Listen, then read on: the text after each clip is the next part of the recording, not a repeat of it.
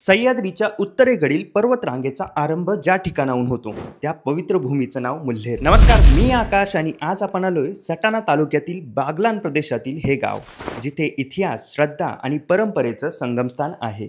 महाभारत काळातही या ठिकाणचं अस्तित्व सांगितलं जातं. शिवकाळात मुल्हेरचा किल्ला अनेक लढायांचा साक्षीदार राहिला, पण या भूमीचं खरं वैशिष्ट्य आहे तिचा कृष्णभक्त वारसा. 3ऱ्या शतकात अभिरांची राजवट या भागात होती. कृष्ण परंपरेत विश्वास ठेवणाऱ्या अभिरांचे कुलदैवत राधा आणि याच श्रद्धेतून सुरू झाली रास क्रीडेची अद्भुत परंपरा.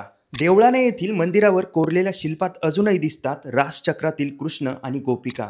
हेच सांगतं की या भूमीतील भक्ती केवळ परंपरेत नाही तर शिल्पात आणि श्वासात वसलेली आहे. आज हजारो वर्षानंतरही तोच उत्साह, तीच निष्ठा आणि तीच भक्ती अजूनही अखंड धगधगत आहे. नाशिकच्या उत्तरेला बागलाणच्या डोंगर रांगेत वसलेलं हे पवित्र ठिकाण आजही अनुभवतं श्रद्धेचा तोच स्पर्श, जिथं प्रत्येक भक्त कृष्ण भक्तीत विलीन होतो. आणि दरवर्षी कोजागिरी पौर्णिमेच्या दिवशी या भूमीवर उलगडतो रास क्रीडा उत्सव, जिथे श्रद्धा आणि संस्कृती मिळून एक होतात. पुढच्या भागात पाहूया या रास क्रीडेचा तो दिव्य क्षण, जेव्हा संपूर्ण गाव जागं होतं भक्तीच्या जयघोषाने आणि आकाशात चंद्र उगवतो रास चक्राला स्पर्श करण्यासाठी.